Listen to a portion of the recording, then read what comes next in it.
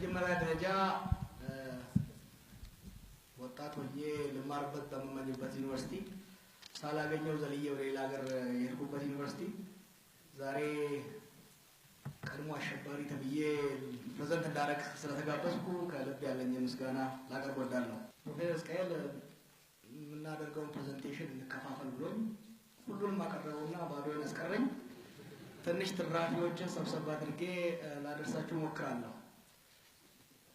የዛሬ 2 ዓመት አካባቢ ስጽፍም ስናገርም 4 ፖሲብል አውትካምስ የተጀመረው የፖለቲካ ግጭት ኮንፍሊክት የተጀመረው ትግል 4 ፖሲብል አውትካምስ ወይም ደግሞ 4 ውጤት ሊያመጣ እንደሚችል ስጽፍ ነበረ። አንደኛው መንግስት እንደፈለገው የህዝቡን አመጽ በመጨፍለቅ የተጀመረውን የአብዮት ጉዞ የመቀልበስ ወይም ደግሞ ካውንተር ሪቮሉሽን ለማምጣት ይችል ይሆን ነበር። ይህንን በከፍተኛ ደረጃ ከኢሬቻ 2016 በኋላ ስቴት ኦፍ ኢመርጀንሲ በማድረግ ያለ የሌለ ኃይሉን ሞክሮ ነበረ፣ አልተሳካለትም። በሁለተኛ ደረጃ እኛም እንዳሰብነው ወይም ሊሆን እንደሚችለው በህዝቡ አመጽ ኢህአዴግን አንቆራርጠን በሱ መቃብር ላይ ሌላ መንግስት ማቋቋም ነበር፣ ሪቮሉሽን ነበር። በሶስተኛ ደረጃ በህዝቡ እንቅስቃሴ ተጠናክሮ የስርዓቱን እጅ በመጠምዘዝ በስርዓቱ ውስጥ ለውጥ ፈላጊ ኃይል በመፈጠር የለውጥ ከውጪ የሚደረገው እንቅስቃሴና ከውስጥ የሚደረገው የሪፎርም እንቅስቃሴ በመቀናበር ሪፎርም ትራንዚሽን ስሩ ሪፎርም ሊያመጣ ይችል ይሆናል የሚለው ነው አሁን የሚታየው የተስፋ ጭላንጭል ነው። አራተኛው ደግሞ ሁለቱ ኃይሎች የህዝብ ኃይልም መንግስትን አዳክሞ መለወጥ ሲያቅተው መንግስትም ሪቮሉሽኑን ወይም ደግሞ ፕሮቴስቱን ክራሽ ማድረግ ሲያቅተው ሁለቱም አብረው ተዳክመው በተለየ ጎንዮሽ ግጭቶች ሆሪዞንታል ኮንፍሊክት ተከታትለው የስቴት ኮላፕስ ሊያመጣ የሚችልበት ወይም ደግሞ ዲስኢንቴግሬሽን ስቴት ሊያመጣ የሚችልበት እድል ነበረ። ነምበር 3 I call it the best case scenario transition to reform. Number 4 the worst case scenario. And እና ሁለት አልፈዋል። there is no counter revolution በዚህ ላይ አታስቡ። ሪቮሉሽንም አልቋል። ሶስተኛው ተጀምሯል። ታላላቆቼ እንዳሉት ተጀምሯል ግን ስቲል ችግሮች አሉበት። አራተኛው ግን እስካሁንም አለ። አንደኛ መንግስት የተጀመረው ሪፎርም ገጥቶ ወደ ኋላ ለመሸራተት ከፈለገ ዲስኢንቴግሬሽን ይኖራል ወይ ደግሞ ሁለቱም ለማስተጓጎል የሚሞክሩ ኃይሎች የቀድሞ ሃድላይነሮች ከሞከሩም ስለማይሳካላቸው ኢምፖሲብል ከእንግዲህ በኋላ ሪቮሉሽንን በሙሉ መቀልበስ የዲስኢንቴግሬሽን አደጋ እንዳለ ይታየኛል። እና እሺ አሁንስ ምን ይደረግ? what should be done? አሁን እንደሚታየኝ ብዙ ተስፋ በህዝቡ ውስጥ አለ። ሪፎርም ተጀምሯል። የፖለቲካ ምህዳሩ እየሰፋ ነው። የፖለቲካ ድርጅቶች እንደፈለጋቸው እንዲንቀሳቀሱ እድል እየተሰጣቸው ነው። ከዚህ በፊት በተለያየ መልኩ የተፈረጁ የትግል ያላቸው እንደ ግንቦት ሰባት ኦነግ ያሉት ተመልሰው እንዲገቡ እድል እየተሰጣቸው ነው። ከዚህ በፊት አፍና አፍንጫቸው የተዘጋ ሚዲያዎችም እንዲመጡ እየተፈቀደ ነው እና የፖለቲካል ምህዳሩ እየሰፋ ነው እና ተስፋ ይሰጣል። ፖለቲካል ምህዳሩ ሰፍቷል። እዛ ላይ ነው ሪፎርሙን ተስፋ እዛ ጋር ነው የሚቆመው።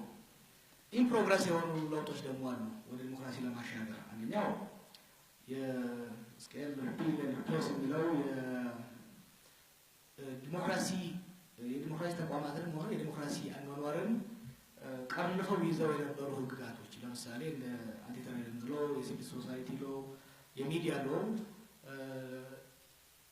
ለመቃል እነሱ ካልተነሱ የፖለቲካ ምህዳሩ ራሱ ብናሰፋው ወደ የትም መሄድ ስለማንችል ለመለወጥ እየተሞከረ እንደሆነ የተሰራበት እንደሆነ ከጠቅላይ ሚኒስትሩም ስለሰማንና ከሌሎች ሚኒስትሮችም ስለሰማ ኢን ፕሮግረስ ወርክ ኢን ፕሮግረስ እንለዋለን። አላለቀም። እሱ ላይ ኮንሰርን አለኝ። ምክንያቱም ፓርቲሲፓቶሪ አይመስለኝም። ግን አትሊስት እስኪወጣ ድረስ ትችቴን ገታ አድርገዋለሁ። ገና ያልተጀመሩ ወደ ዲሞክራሲ እየሄድን ነው ወይ ብዬ በልብ ሙሉ እንዳልናገር የሚያግቱኝ ነገሮች አሉ። ዲሞክራሲ እንግዲህ ብዙ ነገሮች ቢኖሩትም ብቸኛውና ዋናው መገለጫ ነፃ ገለልተኛና ተፎካካሪነት ያለበት ምርጫ ማካሄድ ነው። ይህን ለማድረግ ደግሞ የምርጫ ህጉ ወደዚህ የምንለው በሁሉም በገዢው ፓርቲ በተቃዋሚውም ተወያይነት ተደራዳሪነት የተመሰረተ መሆን መቻል አለበት። አሁን ያለው ምርጫ ህግ በአንድ ፓርቲ በገዢው ፓርቲ የተዘጋጀ ስለሆነ በተቃዋሚው ቅቡልነት የለውም። ከዚህ አንፃር እስካሁን በምርጫ ህግ ላይ በምርጫ አስተዳደር ላይ ሌላ ይቅርና በምርጫ ጊዜ ላይም ቀነቀጠሮ ላይ ስምምነት ያለ አይመስለኝም። እንደምታውቁት እንግዲህ የሎካል ኢሌክሽን የዛሬ 9 ወር መደረግ ነበር እንደሚደረግ ታስቧል። አንድ ያሳልፉታል። ብቻቸውን ያሳለፉት የሚቀጥለውን ያደርጉታል ወይስ አያደርጉትም አይታወቅም። ምንም ዝግጅት እያየው አይደለም። ስለዚህ በምርጫ ህግ ላይ በምርጫ ሂደት ላይ በምርጫ አስተዳደር ላይ እና ቀነቀጠሮ ላይ ምንም ውይይት እየተደረገ አይደለም። ወደዚህ በፍጥነት መገባት ነበረበት። እንደኔ ፖለቲካ ምህዳሩ ራሱ ከማስፋቱ ቀደም ብሎ የፖለቲካ መጫወቻ ህግጋቱን ማስተካከል በእነዛ ላይ መስፋፋቱ አስፈላጊ ነበር ብዬ ነው የማስበው።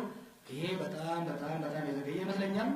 እንግዲህ ምን ይደረግ በመንግስት ወገን ጠቅላይ ሚኒስትሩ ባለፈው አሜሪካም ሌላም ቦታ ሲመጡ ትንሽ ተጠራጥረው የነበረውን ነገር ፈተውታል። ይሄም ወደ ምርጫ የምንሄደው የኔ ትልቁ ኃላፊነት ነፃና ዲሞክራሲያዊ ምርጫ ማካሄድ ነው ብለዋል። ይህን በተጨባጭ ማሳየት አለባቸው ጠቅላይ ሚኒስትሩ መንግስት ነው። ይህን ለማድረግ ደግሞ መድረክ በመክፈት ከተቃዋሚ ድርጅቶች ጋር በምርጫ ህግጋት ሂደትና ቀነቀጠሮ ላይ መወያየት መደራደር፣ እንዲሁም ደግሞ ኤክስፐርቶችን በማምጣት ሊያስማማ የሚችል የምርጫ ህግ የምርጫ አስተዳደር መመስረት አለባቸው። መንግስት እዚህ ላይ ከፍተኛ ኢኒሼቲቭ መውሰድ አለበት። ይህ ግን ለመንግስት ብቻ የሚተው አይደለም። ተቃዋሚ ኃይሉን ፕሮፌሰር ቅድም እንዳሉት በ9 ቦታ ተበታትሶ እንደ ድሮ በመግለጫ ብቻ እታገላለሁ ማለት ሳይሆን በመንግስት ላይ ጫና ማድረግ የምርጫ ህጉ የት ጋር ነው መሻሻል ያለበት የሚለውን አስቀድሞ ማቅረብ ኢቭን በማዕከላቸው ራሱ ውይይቱን ማድረግ መቻል አለባቸው። ይህን እያደረጉ አይደለም። ይህንን እንዲያደርጉ ተስፋ አደርጋለሁ። በአጠቃላይ 2 ዓመት is nothing ካላሳለፉት ተዝራዶ ካላሳለፉት በስተቀር ከ2 ዓመት በታች ነው ለማንዋናው ምርጫ ራሱ። ይህ ደግሞ ለምርጫ ዝግጅት ኢህአዴግም አሁን ባለው የተፈረካከሰ ሁኔታ ተወዳዳሪ ፓርቲ ሆኛለሁ ብሎ ባይቀልድ፣ ተቃዋሚውም አሁን በተበታተረው ፓርቲ አሰራር ምርጫን ለማሸነፍ ብቻ ሳይሆን ምርጫ ካሸነፈ በኋላ አገር አስተዳድራለሁ ብሎ ማሰቡ ቀልብ ስለሚሆን አይ ቲንክ ለምርጫ መዘጋጀት በጣም አስፈላጊ ይመስለኛል። እንግዲህ ይሄ የፖለቲካ ኤሊቱ የፖለቲካ ክላሱ ሊሰራው የሚገባው ጉዳይ ነው። ይሄ ስራ በተለይ በምርጫ ጉዳዮች ላይ በሌሎች ጉዳዮች ላይ የሚሰራው ስራ እንዲሳካ ከተፈለገ ኮንዲሽንስ አሉ። what are the conditions needed? አንደኛው ስታቢሊቲ እና ሴኩሪቲ ነው። በአሁኑ ወቅት ቅድም ፕሮፌሰር ተናገሩት በተለያዩ አካባቢዎች ግጭቶች አሉ። 2 አይነት ግጭቶች አሉ። አንደኛው ሎውለስነስ አናርኪ በየከተማዎቹ የምታየው አለ። አሁን እንኳን ሰብሳይድ አድርጓል። በአማራና በኦሮሚያ ክልል ያለው ሰብሳይድ እያደረገ የመጣበት ሁኔታ አለ። ሆሪዞንታል ኮንፍሊክት በድንበሮች ላይ ታየን የምናየው ሁኔታ አለ። ይሄንን እንግዲህ በጣም ኮንቴን ካልተደረገና ስታቢሊቲ ካልመጣ 2 ነገር ይፈጠራል። አንደኛ የፖለቲካ አመራሩ እሳት በማጥፋት ላይ ተጠምዶ የዲሞክራሲ የማሻገር ስራውን የሚረሳበትና የማይችልበት ሁኔታ ሊፈጠር ይችላል። ሁለተኛ አምባገነናዊ ፍላጎቶች ካሉ በአሁኑ አመራር መካከል ይህን ኮንፍሊክት እንደ ምክንያት በመጠቀም የደህንነትና የወታደራዊ ኃይሉን ወደ ማሰማራት ከፈት ያደረጋትን የፖለቲካ ምህዳር ጠበብና ጫፍለቅ ወደ ማድረግ የሚሸጋገርበት ሁኔታ አለ። ስለዚህ ስታቢሊቲና ሴኩሪቲን ማጠናከር በተለይ በህዝቡ ጋር ወሳኝ ይመስለኛል። ይህን ለማድረግ ደግሞ የሲቪል ሶሳይቲ ኢንጌጅመንት በጣም አስፈላጊ ነው። እንዲህ አይነት ምሁራዊ ውይይቶች በተለያየ ቦታ እውቀት ኖሌጅ ፕሮዳክሽን የማቅረብ ስራ እንዲሁም ደግሞ የህዝቡንም የማረጋጋት ግን በፖለቲካ አመራሩ ላይ ታንጀብል ቪዚብል የሆነ እርምጃ እንዲወሰድ ጫና ማድረግ ሚዲያውም ሆኖ የተለያዩ ኃይሎች ማለት ነው። እንደናንተ ያሉ ኢንተሌክቹዋሎች ደግሞ ቅድም ያለው ነገር አለ። ዲፊሸንሲ ይታያል። የእውቀት ዲፊሸንሲ አለ። ቴክኒካል የሆነው ነገር እንዴት ነው ወደ ዲሞክራሲ የምንሻገረው የሚለውን ግብአት ለፖለቲካ አመራሩ ለተቃዋሚው ለመንግስት ፖለቲካ አመራሩን የማቅረብ ስራ በዩኒቨርሲቲዎች ውስጥ በስፋት በፍጥነት መሰራት እንዳለበት ነው የሚታየው። ኢንተርናሽናል ኮሚኒቲው ጄኔቫን ባለፈው ስንናገር ከዛ በፊት ዋሽንግተን ዲሲ ስንናገር ኢንተርናሽናል ኮሚኒቲው አንደኛ በመንግስት ላይ ጫና ሰፖርት በማድረግ በፍጥነት ወደ ሀገሪቷ ወደፊት እንዲያሻግሩ እንዲሁም ደግሞ እየወደቀ ያለውን ኢኮኖሚ ትንሽ ሰፖርት የማድረግ ስራ ኮንዲሽንድ በሆነ መልኩ ኮንዲሽን አፖን ታንጀብል ሜጀር ቱዋርድስ ዲሞክራቲዜሽን በሆነ መልኩ ኢኮኖሚውን የመደገፍ ሁኔታ አስፈላጊ ይመስለኛል። ከዛ ያለፈ በተለይ በምርጫ ላይ ኤክስፐርት የሆኑ ድርጅቶች ተቋማት የቴክኒካል ማቴሪያል ሰፖርት ለሲቪል ሶሳይቲ ለምርጫ ቦርድ ለፖለቲካል ፓርቲዎች ለመንግስት ማድረጉ አስፈላጊ ይመስለኛል። እንግዲህ እነዚህ ነገሮች በጥሞናና በክትትል ከሰራናቸው በአሁኑ ወቅት ትልቅ እድል ይታየኛል። እንደ ብዙም ሰው ተስፈኛ ባልሆንም ትልቅ ነገር ይታየኛል። አንድ ከእንግዲህ በኋላ አምባገነናዊ ስርዓት ኢትዮጵያ ውስጥ አይመለስም። የቀበርንበትን ቦታ በደንብ ስለምናውቀው አይመለስም። ህዝቡ አይቀበለውም። አንድ ሁለተኛ አምባገነን ሆናለሁ ብሎ ቢነሳም ራሱ I think the Ethiopian state has never been as weak and as fragile as today. ይሄ ደግሞ ዴንጀር ያመጣል። ወደ ኋላ ፍሬን ይዛለው ካለ ያሁኑ አመራር ሀገሪቷን ገደል ለሚከታት ይሰባብራታል። ሁለተኛ በጎንዮሽ ያሉ ግጭቶችን በጥንቃቄ ካልያዝናቸው it could spiral out of control እና በጣም ትልቅ ተስፋ አለን። እንዲሁም ደግሞ እንቅልፍ የሚነሳኝ ስጋት አለኝ። ተስፋዬ ይሁን እንደሚሆን እጸልያለሁ። የእናንተን ድጋፍ እና የእናንተን ተሳትፎ እጠይቃለሁ። አመሰግናለሁ። በመጀመሪያ አመሰግናለሁ። እንደ ወታደር መጀመሪያ የሚጠይቀው ጊዜ ኦብጀክቲቭ ምንድነው የሚለው ነገር ነው።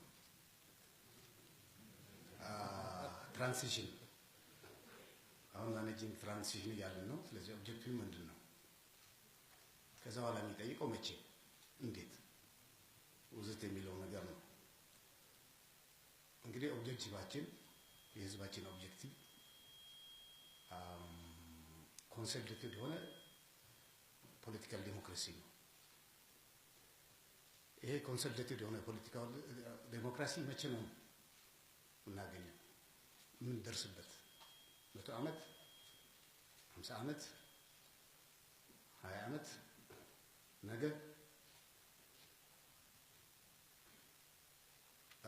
የሚሉ ጥያቄዎች ይነሳሉ። ይሄ በማየት በኔቸር ኦፍ ትራንዚሽን በአጠቃላይ በተለይ ደግሞ በኢትዮጵያ ውስጥ ያለው ትራንዚሽን ኢትስ ዩኒክነስ ኤንድ ኮምፕሌክሲቲ ማየቱ ኢምፖርታንት ነው። wishful thinking የትም ስለማያደርሰን ፎርማቶች የትም አያደርሱንም። የመጀመሪያው የኔ ማቀርበው የኢትዮጵያ ዩኒክ ኤንድ ኮምፕሌክስ ትራንዚሽን ነው።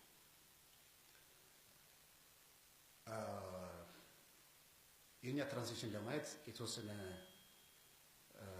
የሌሎች ሀገሮች ትራንዚሽን ለማየት ሞክሬያለሁ። የላቲን አሜሪካ፣ የሳውዝ ዩሮፕ፣ ኢስተርን ዩሮፕ፣ ኤዥያ። እንግዲህ ሌሎችም እንደሚታወቀው ምዕራብ አውሮፓም ሰሜን አሜሪካም ሴንቸሪስ ነው የወሰደባቸው አሁን ወዳሉበት ለመድረስ። አሁን ባለው ግሎባላይዝድ ወርልድ we cannot think of centuries ባትሪ ያሉትንም ደግሞ ማወቅ የሚያስፈልግ ይመስለኛል። አሁን ኢትዮጵያ by the way የኔ ርዕስ managing the current transition ይላል። the current transition ሲል ትራንዚሽን ነበረ፣ ትራንዚሽን ይኖራል። ትራንዚሽን is not a one time war።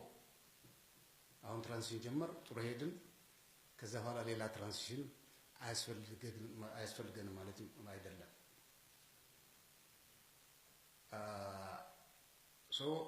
ከ50 ዓመትም ወደ ኮንሶሊዴትድ ፖለቲካል ዲሞክራሲ ለመድረስ 50 ዓመት የሚፈጅ ቢሆንም ኦር 30 ቢሆንም there will be transitions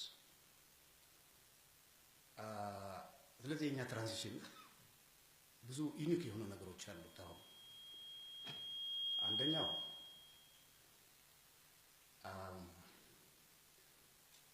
ዲሞክራሲንና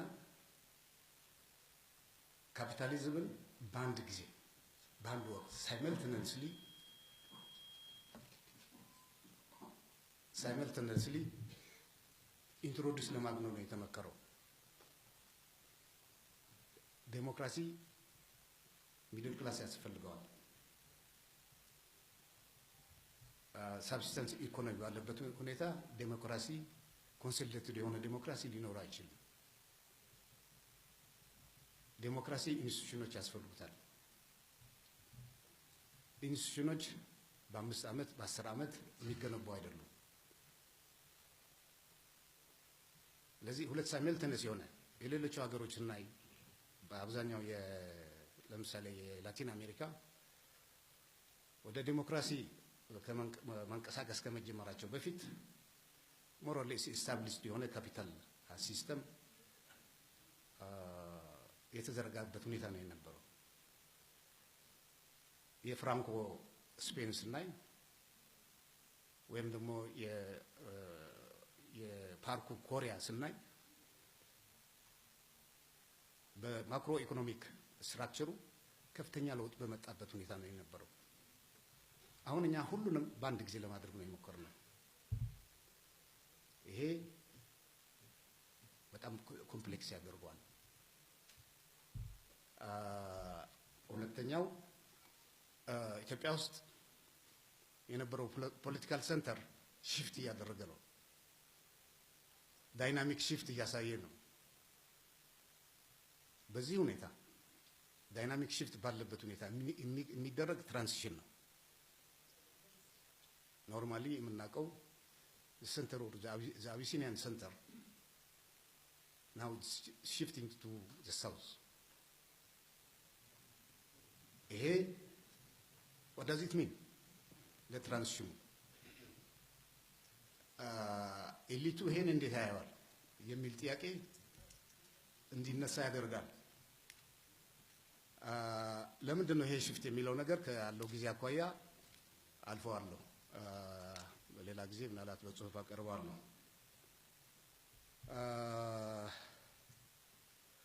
ሌላው የትራንዚሽኑ ኮምፕሌክሲቲ ምንድነው የጄነሬሽናል ቼንጅ ባለበት የሚደረግ ትራንዚሽን ነው the force ወጣቱ ቼንጅ ይፈልጋል እንደኔ አይነት ሽማግሌ ደግሞ ባለበት እንዲቆም ይፈልጋል በዚህ መሃል ያለ የጄነሬሽን ለውጥ ነው የጄነሬሽኑ የስሳ ትውልድ በሚመራው እንቅስቃሴ መንግስት አልመራም ያለ ነው ይሄ አንድ የሽግግሩ አንድ ሽፍት ያደረገ ነው ማለት ነው ይሄን ሽፍት መቀበልና ለመቀበል ደግሞ የራሱ ችግር ኮምፕሌክስ ይፈጥራል ሌላው ትራንዚሽኑ በአብዛኛው በኃይል ነው ኮንዳክትድ የሆነው እኔ ለምሳሌ ያሁን ያለን ከረንት ትራንዚሽን ሁለተኛ ትራንዚሽን ነው የምለው ምናልባት ከ10 15 ዓመት በኋላ ሶስተኛ ትራንዚሽን ኦር አራተኛም ብሎም ሊቀጥል ይችላል ይሆናል ዘፈረስ ትራንዚሽኑ ከ83 በኋላ ያለው እንደመጀመሪያው ትራንዚሽን አድርገዋለሁ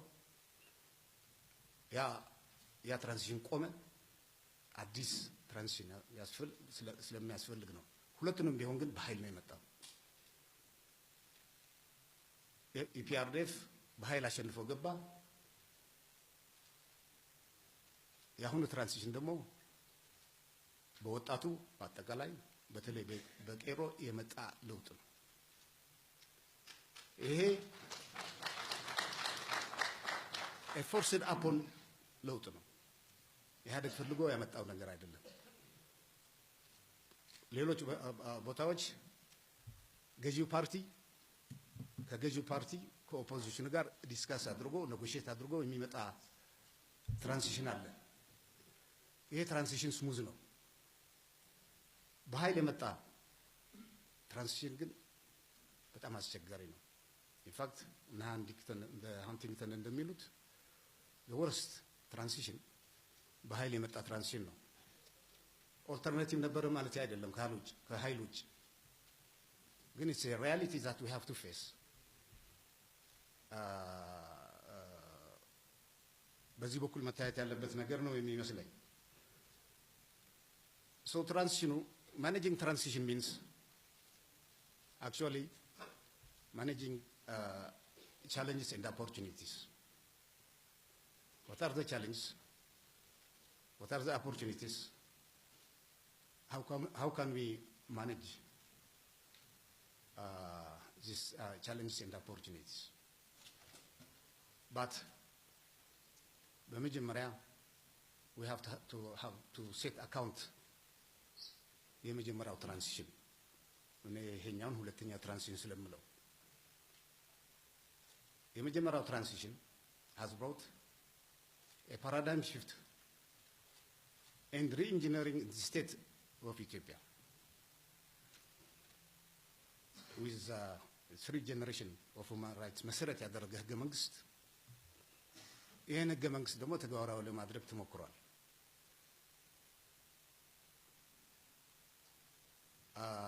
ከፍተኛ የሆነ ማህበራዊና ኢኮኖሚያዊ ለውጥ መጥቷል።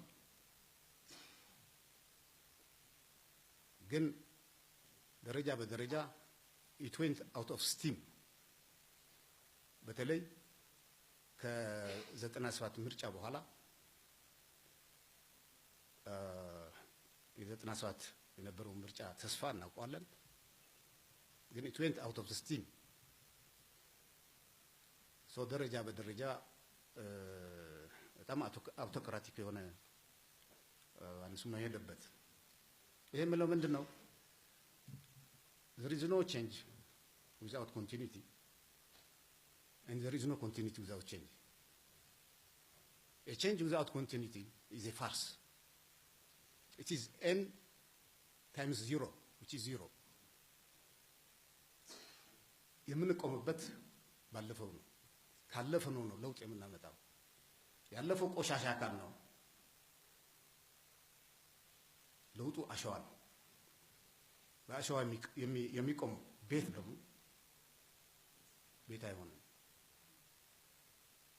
ስለዚህ we have to set the account ባለፈው 27 ዓመት ለምሳሌ ብዙ ነገር ተበላሽቷል።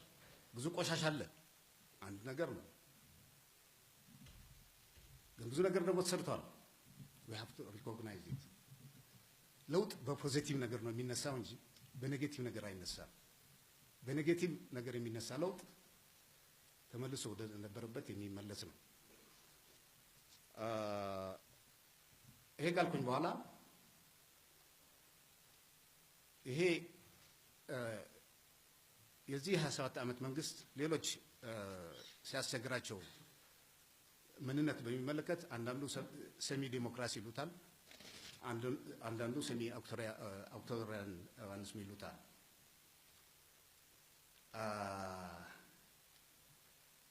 ከዛ ቀጥሎ ማማየው ቻሌንጅ ኤንድ ኦፖርቹኒቲስ ነው።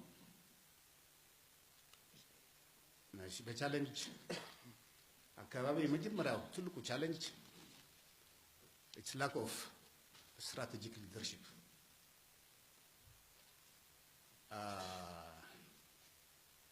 ጠቅላይ ሚኒስትራችን በጣም ኢምፕሬሲቭ የሆነ ስትራቴጂክ ሙቭ አላቸው። ግን በሌላ ተመልሶ ደግሞ ኮንትራዲክት የሚደረግበት ሁኔታ አለ።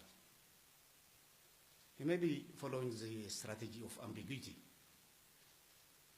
but the strategy of ambiguity is ambiguous by itself. It's not going to lead us. Such a visionary na strategies እንኳን ቢሆኑ strategies የሆነ ግሩፕ ግን የለም። አሁን ቲም ለማ የምንለው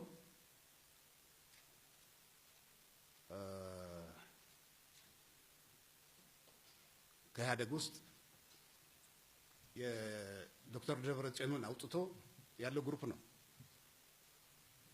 ይሄ ግሩፕ ስትራቴጂክ ቲንኪንግ አለው ወይ? የሚል ነገር ሲነሳ እንደ ግሩፕ ሲታይ አስቸጋሪ ይመስለኛል።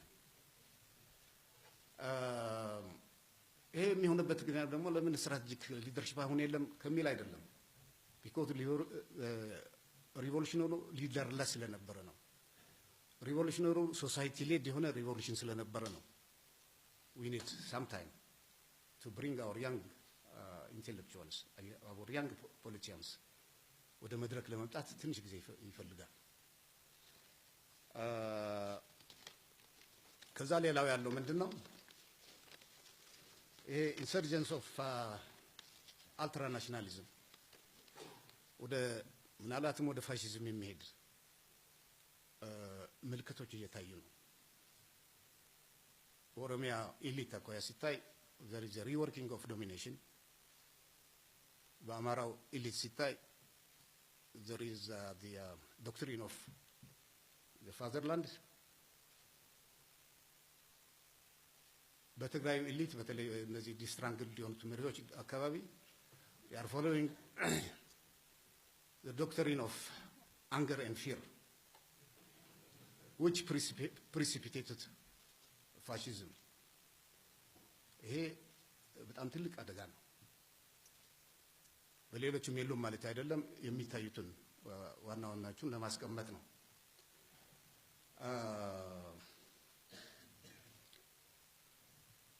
ያው there is also the decentralization of the instrument of violence። ይሄ ያለንበት ሁኔታ ነው። ይሄ ለምን መጣ ልልም መምጣት ነበረበት። ወጣቱ መታገል ስለነበረበት ግን how do we ግን ይሄ እንደ አንድ ቻሌንጅ ነው። መንግስትን ለማፍረስ የወጣውን ቄሮ እና አሁን ወደ ትምህርት ግባ እና ወደ ስራ ግባ ተው በቃ መንግስት ፈርሷል። በዚህ መንገድ የሚሄድ ነገር አይደለም። ኢህአዴግ ደርግና አፍርሶ በቃ እንግዲህ ደርግና አፍርሳልና እንግዲህ አንተ ወደ ነበርክበት ትምህርት ቤት ወደ ምናምን ሂድ እንደማለት ነው። የሚሆን ነገር አይደለም። ስለዚህ አንድ ቻሌንጅ ነው። ሌሎቹ አሉ ትናንሽ ስለሆኑ እነሱን ተዋቸዋለሁ። ከዛ ከኦፖርቹኒቲ አኳያ ሲታይ ኖ ቱ ዴሞክራቲክ ገቨርናንስ የሚል ህዝብ አለና ኖ ብሎ ጠበኛ አንስቷል። ነው ብሎ ሁሉም ነገር የሚደረግም አድርጓል። እኛ የምናውቀው የፋኖና የቄሮና የፋኖ ነው። ትግራይ ውስጥ የነበረው ጸረ መንግስት ሰላማዊ በሆነ መንገድ ቢሆንም በሚገርም መንገድ ነበር እንቅስቃሴው የነበረው። so everywhere no to governance ብለዋል። so there is an explosion of politics which አንዳንዶች ምን ይላሉ? የሱናሚ የፖለቲካ ሱናሚ ነው ያለው አሁን። ይሄ ኢንስቲቱሽናላይዝ ለማድረግ ይሄ ቮቲንግ የቮት ተርንአውት ሃይ እንዲሆን ሪዲንግ እንዳይኖርም ቮት ሪዲንግ እንዳይኖርም ትልቅ ከፍተኛ አንስ ነው የሚሆነው። ይሄ አሁን ያለው ሞመንተም መጠበቅ ከቻለ ይሄን አሁን ያለው ሞመንተም መጠበቅ ካልቻለ የራሱ ችግር ይኖረዋል ማለት ነው። ሞመንተሙ መጠበቅ አለበት። እዛ ላይ the way forward ጊዜ ካለኛ ቀርባለሁ ካልሆነ በዚህም ሊታይ ይችላል። ሌላው ኦፖርቹኒቲ ምንድነው? የናሽናል ኮምፖዚሽን ኦፍ አወር አርምድ ፎርስስ በሶስተኛ ዓለም አርምድ ፎርስስ ሁሉ ጊዜ ሴፍ ቫልዩ ናቸው። they could be destructive but they could be safe value when the politics is dirty. so we have ይሄ ናሽናል ኮምፖዚሽኑ እየተስተካከለ መሄዱ ትልቅ እድል ይሰጠናል። ሌላው አሁን የተጀመረው ኢንክሉሲቭ የሆነ ፖለቲካ ነው። ላቭ ዩኒቲ መደመር ወዘተ የሚባሉት ነገር የመንግስት አስተሳሰቦች ሲሆኑ ይሄ አውቶክራቲክ የሆነ ፖለቲካል ካልቸር ከመቀየር አኳያ ከፍተኛ ሚና አለው።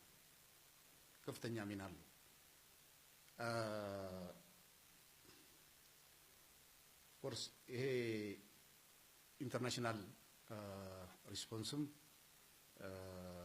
ቀላል አይደለም ፖዚቲቭ የሆነ ፖለቲካል international response አለ ይሄም እንደ አንድ ትልቅ opportunity ነው so managing transition means managing this culture this challenges and opportunities ይሄን በስትራቴጂ ደረጃ ምን ማድረግ አለብን ወደሚለው ነገር የሚሄድ ነው ማለት ነው so without being አሁን ያለው የሀገራችንን በጣም ኮምፕሌክስ የሆነ ትራንዚሽን በሚገባ ካላየን wishful thinking ፎርማቶችን አስቀምጠን የሌሎች ሀገሮች ዴሞክራቲክ የሆኑ ባንስ ለማድረግ ያድርጉትን 1 2 3 4 5 ብለን አስቀምጠን በየትራ 1 2 3 4 ይሄን ተግባራው እናደርጋለን ካል we may go back to where we were thank you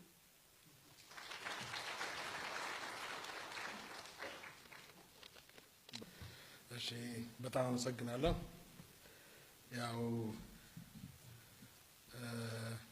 እዚህ ያለን በሙሉ ራሳችንን እንደ ምሁር ነው እናየው እንግዲህ ምሁር ማለት ምን ማለት ነው ከሚለው ጀምሮ የተሻለ ይመስለኛል እና ቃላት መሰንጠቅ ወዳለው ብዙ ጊዜ ከመምህርነትም ተማሪ ስለሆንኩ ይመስለኛል ምሁር የሚለው ቃል የአማርኛ መዝገበ ቃላት ትርጉሙ በትምህርትና ዕውቀት የበሰለ አእምሮ ያለው ይላል በትምህርትና ዕውቀት የበሰለ አእምሮ ያለው ነገር ግን ዕውቀትም ሆነ ትምህርት በማህበረሰቡ ህይወት ውስጥ ለውጥና መሻሻል ማአመጣ ከሆነ ፋይዳ ቢስ ነው የምንማረው የምናውቀው ነገር ያወቅነው ነገር በእኛ ከራስ አልፎ በማህበረሰብ ደረጃ ለውጥና መሻሻል ማምጣት መቻል አለበት ስለዚህ ምሁርነት የሚለካው ማህበራዊ ግዴታችንና ኃላፊነታችንን ከመወጣት አንፃር ነው በዚህ ረገድ ኤድዋርድ ሰይድ የሚባለው ምሁር አለ ኢንተሌክቹዋሎችን ዲፋይን የሚያደርግበትን እይታ እዚህ ጋር ለመጥቀስ ሞክራለሁ እንደሱ አገላለጽ intellectuals are endowed with the faculty for representing embodying articulating a message of you attitude philosophy opinion to as well as for a public in public he has to this role has an aid to it and cannot be played without sense of being someone whose place it is publicly to raise embarrassing questions, to confront orthodoxy in the dogma rather than creating them, to be someone who cannot easily co-opted by government and corporations. እንግዲህ ይሄ ከኛ እይታ አንፃር ስንመለከተው የህዝብን ጥያቄ መወከል የሚችል የህዝብን ጥያቄ ማንሳት የሚችል የህዝብን ጥያቄ ሪፕሬዘንት ሊያደርግ የሚችል ነው አንድ አሳፋሪ ጥያቄዎችን በአደባባይ ማንሳት የሚችል ነው ሞር ኢንተሌክቹዋል ሁለት ኋላ ቀር የሆኑ አመለካከቶችን መጋፈጥ የሚችል ነው ሶስት ለመንግስትና ለተቋማት ፍላጎት ተገዥ ያልሆነ በእነዚህ መስፈርቶች እይታ አንፃር ስናየው ምሁር የሚለው ቃል ፒታረግ በእኛ ማህበረሰብ ውስጥ እነዚህን ተግባራት የሚፈጽሙ ሰዎች ምሁር ሳይሆን ምሁር ነው የሚባሉት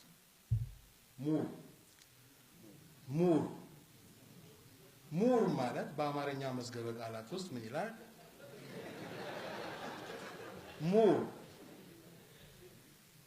ምሁር የተማረና ዕውቀት ያለው ሆኖ ወፈፍ ስለሚያደርገው ብዙ የሚለፈልፍና የሚናገር ንግግሩ ግን ፍሬ ነገር ያዘለ ነው ይላል ይሄ አዲስ አበባ ዩንቨርስቲ ያዘጋጀው የአማርኛ መዝገበ ቃላት እቺን ሀገር የቀየሯት ወፈፍ የሚያደርጋቸው ልጆች ናቸው የገጽ የምሁራን ገጸ ባህሪ ስንስል በሊትሬቸሮቻችን ውስጥ እንኳን ስንስላቸው የሎሬት ጸጋዬ ገብረመድህን ሀሁ በ6 ወር ተመልከቱ። በትምህርት ነው ያሳበደኝ ያለን የሚጀምረው ቲያትሩ ባይተሰብ ጉዱ ካሳ የፍቅር እስከ መቃብርን የደራሲው ለምሳሌ የበዓሉ ግርማን አጠቃላይ ምሁር የሚለው የምሁርነት ሚና የሚጫወት ሰው በእኛ ማህበረሰብ ውስጥ እንደ ወፈፍ የሚያረጋው ሰው ነው የሚታየው። ለምንድን ነው? ይሄ ምክንያት አለው። ለምንድን ነው የሚለው ከምሁራንና መንግስት ጋር የሚያገናኛቸው ነገር ምንድነው ከሚለው እዛን ከማየት ይጀምራል። የመጀመሪያው ነገር ያው መንግስት ሀገር የሚያስተዳድረው በፐብሊክ ኦፒኒየን ነው። እንደ ለምሳሌ ጆሴ ኦርቴጋ የሚባል ሰው ያለ ዘ ሪቮልት ኦፍ ዘ ማስ የሚለው መጽሐፉ ላይ ምንድነው የሚለው without that public opinion you cannot just rule a country anything ማለት በጭራሽ መምራት አትችል ማስተዳደር አትችል you got to control ማህበረሰቡ ብዙሃኑ ያልፈቀደውን ነገር መንግስት አያረግም። ማህበረሰቡ ጭቆናን ካልተቀበለ መንግስት ጨቋኝ አይሆንም። ማህበረሰቡ መብቱን የሚጠይቅ ከሆነ መንግስት ጨቋኝ ነው መብቱን ሊነፍገው አይችልምና በፐብሊክ ኦፒኒየን ነው ማለጅ የሚያደርገው ይላል። ምሁራን ደግሞ ለውጥና መሻሻል የሚያመጡት ለውጥና መሻሻል ማምጣት ካለባቸው የብዙሃኑን አመለካከት መቀየር አለባቸው። አሁን መንግስትና ምሁራን ፍጥጫ ውስጥ የሚገቡት እዚህ ጋር ነው። ምሁራኑ ለውጥና መሻሻል ለማምጣት የብዙሃኑን አመለካከት መቆጣጠር መቻል አለባቸው። መንግስት ደግሞ ሀገሪቷን ለማስተዳደር ህዝቡን ለማስተዳደር የብዙሃኑን አመለካከት በበላይነት መቆጣጠር ይፈልጋል። ይሄ በዲሞክራሲያዊ ስርዓትና በጨቋኝ አምባገነናዊ ስርዓት ውስጥ የተለያየ ሁኔታ ይኖራል። በዲሞክራሲያዊ ስርዓት ውስጥ ያው መንግስት ህዝቡን ያስተዳድራል። ምሁራኑ የብዙሃኑን አመለካከት ሼፕ ያደርጋሉ፣ ይቀርጻሉ። የህዝቡን ጥያቄ ያነሳሉ፣ የተለያዩ ሀሳቦችን ይገልጻሉ፣ የተለያየ ሀሳብ ያራምዳሉ፣ ሀሳባቸውን በነፃነት ይገልጻሉ። አንድ ሁለተኛ መንግስትን ክሪቲሳይዝ ያደርጋሉ። የጆን ስታርት ስሚዝ ለምሳሌ ሪፕሬዘንታቲቭ ገቨርንመንት በሚለው መጽሐፍ ላይ በግልጽ የሚያስቀምጠው የምሁራን ሚናና የመንግስት ሚና በግልጽ ለይቶ ያስቀምጣል። ምሁራን መንግስት አገር ያስተዳድራል። ምሁራን ደግሞ አንድ የህዝቡን አመለካከት ሼፕ ያደርጋሉ፣ ሁለት የመንግስትን ስራ እየተከታተሉ ክሪቲሳይዝ ያደርጋሉ። ባይዛት የህዝቡ ጥያቄ መልስ ያገኛል፣ የመንግስት ስራና አሰራር እንዲሻሻል ይሆናል። ይሄ በዲሞክራሲያዊ ስርዓት ውስጥ ነው። ጨቋኝ ስርዓት ውስጥ ስንመጣ ምንድነው የሚያደርገው? መንግስት መለወጥና መሻሻል አይፈልግም። ለውጥን ተቀብሎ የህዝቡን ጥያቄ ሰምቶ ምላሽ መስጠት አይፈልግም። ስለዚህ ስታክ ያደርጋል። እሱ ከመቀየር ይልቅ የህዝቡ አመለካከት የብዙሃኑ አመለካከት እንዳይቀየር ይፈልጋል። ያን ለማድረግ ደግሞ ምንድነው የሚያደርገው? የምሁራኑን ሐሳብና እንቅስቃሴ መቆጣጠር አለበት፣ መገደብ አለበት። እሱን ካልገደበ የብዙሃኑ አመለካከት ይቀይሩታል፣ ፐብሊክ ኦፒኒየን ይቀይሩበታል። ከቀየሩበት ህዝቡ መብቱን ይጠይቃል።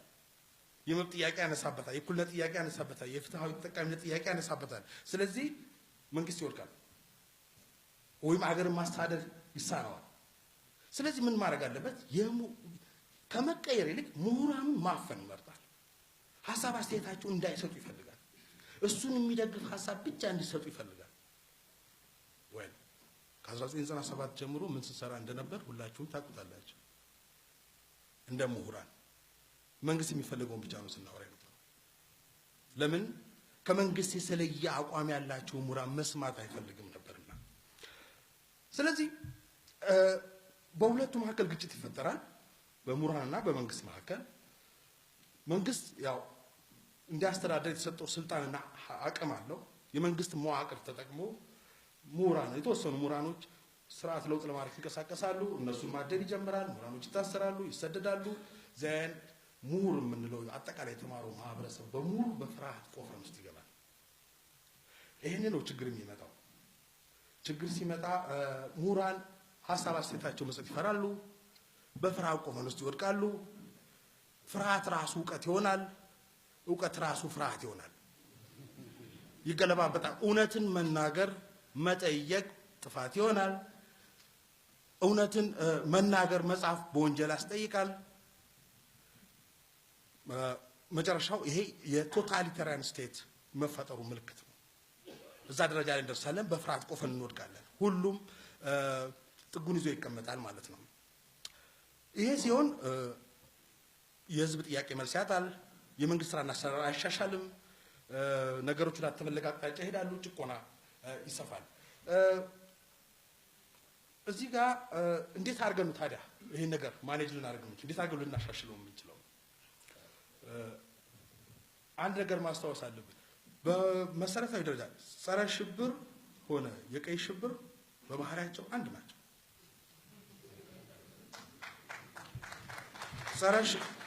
ጸረ ሽብርም ሙራን ነው የተማረውን የህብረተሰብ ክፍል ለይቶ ነው የሚያጠቃው የሚጠላው ነገር የተለየ ሐሳብና አስተያየት ነው ጸረ ሽብርም በተመሳሳይ ይሄን ነው ሲያደርግ የነበረው ስለዚህ ሽግግሩን ለማምጣት ፖለቲካል ትራንዚሽን ለማምጣት በዚህ ሂደት ውስጥ የሙራን ሚና ምንድነው ማድረግ ያለባቸው ከፍርሃት ቆፈን ለመውጣት ምንድነው ከጨቋኝ ስርዓት ለመገላገል ምንድነው ማድረግ ያለባቸው የመጀመሪያው ነገር የራሳቸውን ፍርሃት ማሸነፍ ያለባቸው አብዛኞቻችን ፈሪዎች ነን መንግስት ጨቋኝ ስለሆነ ሊሆን ይችላል እናውቃለን ስለሚያስር ስለሚገርፍ የስዊ ነው ዛት እኛ ካልደፈርን ግን ይሄ ማህበረሰብ ከኛ ተሻለ ማን አለው ምን ሊያደርግለት ይችላል እና የመጀመሪያው ነገር ዲሞክራሲያዊ ስራን ለማምጣት ምሁራን መድፈር አለባቸው ከፍርሃት ቆፈን መላቀቅ አለባቸው ራሳቸውን ከፍርሃት ውስጣቸው ያለውን ፍርሃት ማሸነፍ መቻል አለባቸው ይሄን አርገው ሐሳብ አስተያየታቸውን ሲሰጡ የማህበረሰቡን አመላከት ሼፕ ማድረግ ይችላሉ That was what Jawar Mohammed was doing just for the last consecutive 5 or 6 years. ይሄን ያረጉት very simple. Well, እንደኛ እዚህ ሆኖ ላይሆን ይችላል ሚኒሶታ ተካለ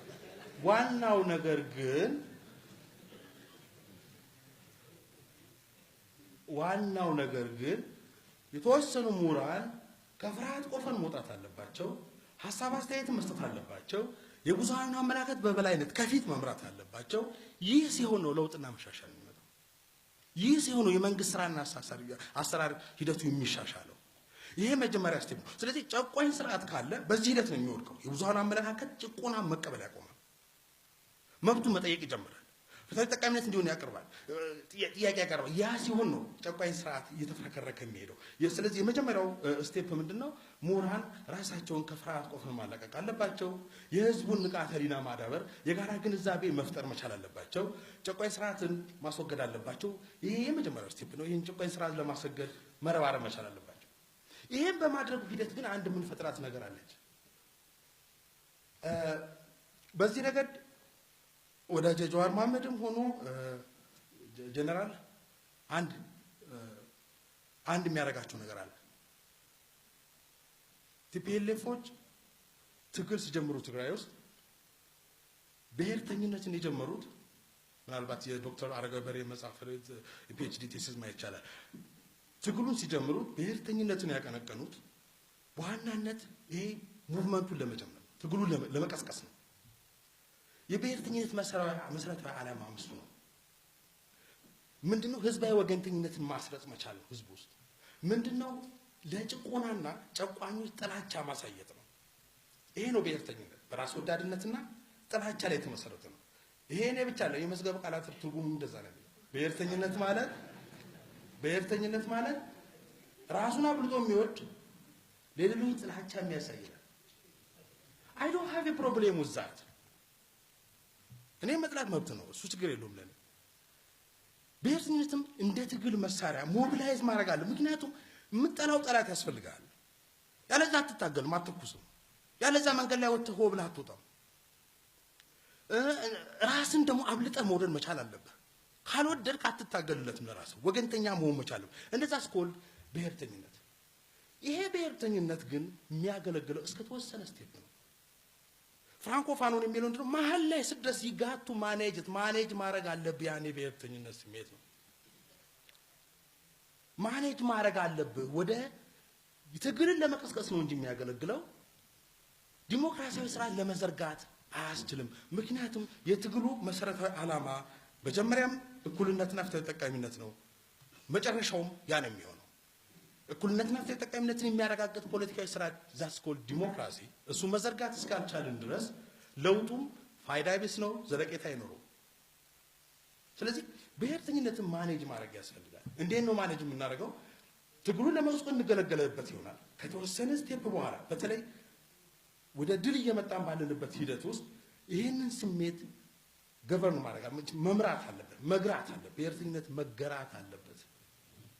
ካልተገራ ልቅር ነው። እንደ አምሶሪ ቱ ሴዛ ቲፒኤልኤፍን የበላው እሱ ነው። መግራት አልቻሉም። እንዴት አንድ ምሁር 25 ዓመት ሙሉ እንዲተበድለን ነበር፣ ደርግ እንደዚህ አድርጎን ነበር፣ እንደዚህ አድርጎ እንዲተበድዬ ነበር እያልክ ደጋግመህ መስበክ በራሱ ተበድዬ ነበርና ና እየበደልኩን ቀጥል እንደማለት ነው።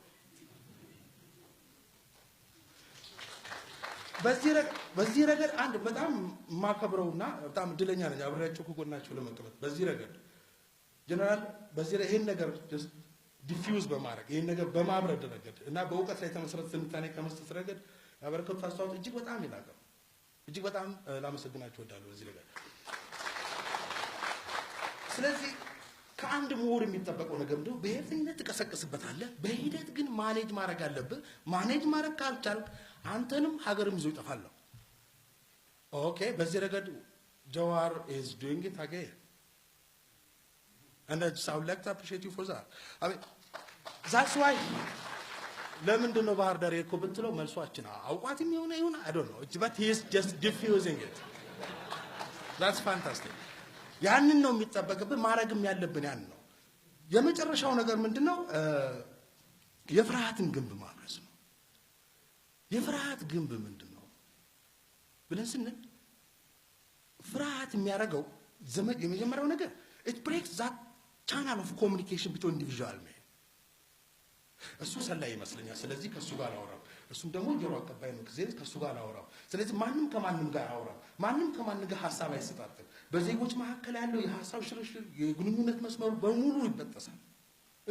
ጥርጣሬ፣ ፍርሃት፣ የፍርሃት ቆፈን ሁላችንም ሰብሮ ይዘንና መነጋገር መግባባት ይሳናል። በጥርጣሬና አለመተማመን ነው የምንጓዘው። ይሄ መጀመሪያው ነገር ነው። ሁለተኛው ነገር it breaks the boundaries of law.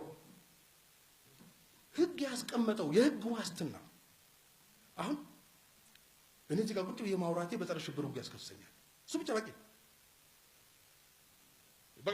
በጸረ ሽብር ህጉ ሁላችንም እንከሳለን። ይሄ አሁን ብቻ አይደለም፣ the same በቀይ ሽብርም ዘመን ያው በቀይ ሽብር ዘመን እንዲቁጭ ብሎ ማውራት የሚያስገድል ነበር። ምንድነው የሚያደርገው? እያንዳንዱ ሰው ምንም አይነት የህግ ዋስትና እንዳይኖረው ነው የሚያደርገው። ስለዚህ በቃ እነዚህ የፍርሃት መሳሪያዎች ፍርሃት የሚያደርገው እንደዚህ ነው። አንድ ቻናል ኦፍ ኮሙኒኬሽን ይሰብረዋል በህዝቦች መካከል ያለው። ሁለት የህግ ዋስትና ያሳጠናል። በቀጣይ ማድረግ ያለብን ምንድነው? የህግ ስርዓት የህግ በላይነትና ተጠያቂነትን ማረጋገጥ አለብን። ምሁራን እንደ ምሁራን በዚህ ላይ መረባረብ መቻል አለብን። ሌላኛው ነገር በዜጎች መካከል ያለው ግንኙነት መስመር መልሰን መጠገን አለብን። ተሰብሯል። ዜጎች እርስ በርስ ማውራት አቁመዋል። በጥርጣሬ መታየት ጀምረዋል። በጣም ቀላል ነው። ሁሉም ሰው በኦሮምኛ ሊያወራ ይችላል፣ ሁሉም ሰው በአማርኛ፣ ሁሉም ሰው ሊያወራ ይችላል። እኛ የፈለግነው ለምሳሌ ኦኤምኤን በአማርኛ ሊያወራ ይችላል። እሱ አማርኛ የሚናገሩ ሰዎች ምን ፈልገው ብሎ ነው የሚያወራው? እሱ ዳዝማታ በኦሮምኛ ለምሳሌ የኦሮሚያ ክልላዊ መስተዳድር ምክር ቤት በኦሮምኛ ስብሰባ እያካሄደ ሳለ አንድ ሰው መቅጠር ነው በአማርኛ የሚተረጉም አንድ ሰው፣ ወይም ደግሞ በአማርኛ የትግራይ ክልል ለምሳሌ በትግርኛ ምክር ቤቱ ስብሰባ አጠቃላይ ነገር የሚሰሩ ስራዎች አሉ። በትግርኛ ሲቀርቡ በሶማሊኛ፣ በኦሮምኛ፣ በአማርኛ አንዳንድ ተርጓሚ እኮ ነው የሚያስፈልገው። ይሄንን መልሰን ማግኘት አለብን። ይሄን ማድረግ ካልቻል ይሄን የፍርሃት ግንብ መስበር አንችልም። ጥርጣሬና አለመተማመን መቅረፍ አንችልም። የመጨረሻ አንድ ቃል ምሁራንስ ምን እየሰራ ነው?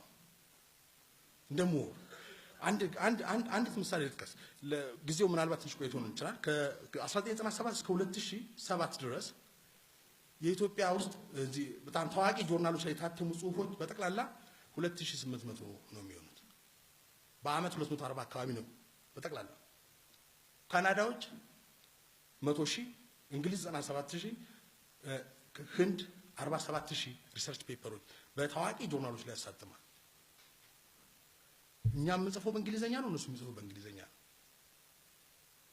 እኛ በእነሱ ቀስ ላይ የምንጨምረው ነገር ነው በእንግሊዘኛ ምንጽፈው ወይስ ምን የተለየ ነገር ነው በአማርኛ በሮምኛ በእንግሊዘኛ ማን ነው በሶማሊኛ ኢንተርቪው አድርገን ፔፐሩን በእንግሊዘኛ ጽፈን ምን ለፈረንጆቹ ምን ልክበት ምክንያት ምንድነው